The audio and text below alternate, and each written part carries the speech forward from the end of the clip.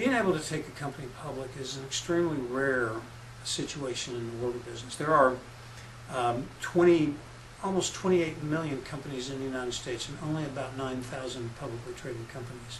So it's a very, very rare situation in the world of business to be able to take a company public. I've been blessed to do that once as the founder, chairman, and CEO of FlashNet. So I'm going to give you some perspective here as we go along. But first of all, it's important to note that it takes a lot of preparation for a company to be able to go public. Most companies that go public have in excess of $25 million in annual revenues. Why is that the case? Well, it's pretty simple. You need to have a sophisticated management team in place to take the company public. A sophisticated management team is an expensive management team. And you're going to have a lot of expenses to take the company public. First of all, you have to have audited financial statements. You have to have a tremendous sales process and a very replicatable sales process, and you have to have significant size before you're going to be big enough to interest the public markets in you and underwriters in taking you public. If you haven't hit a threshold in the neighborhood of $25 million in annual sales, you simply haven't had time to create the critical mass in management team experience and sophistication.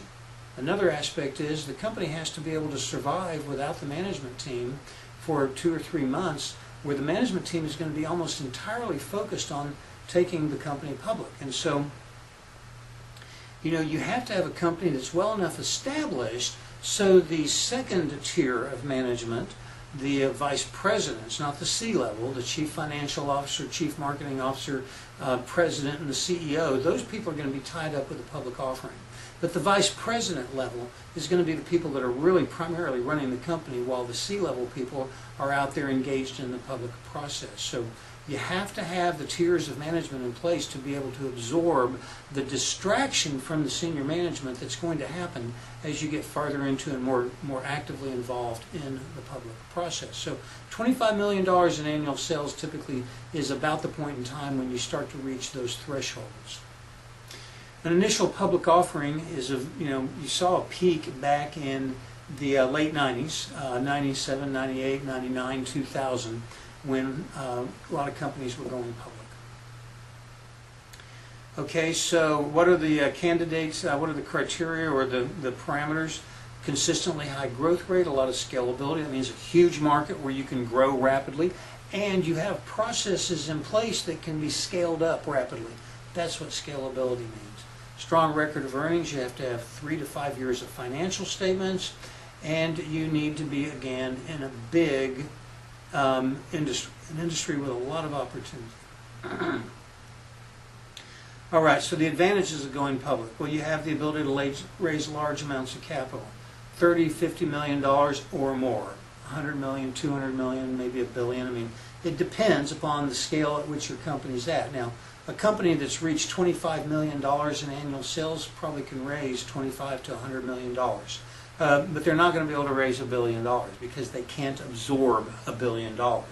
So a company that already has $1 billion in annual sales might raise a couple of $1 billion because they're at a scale that they can absorb that. It certainly is a branding event because it does improve your corporate image, and if done correctly, will set you up to give you access to future financing.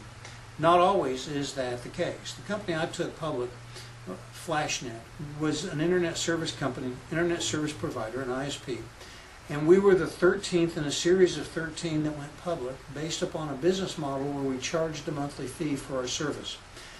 6 weeks after we went public, we raised $54 million.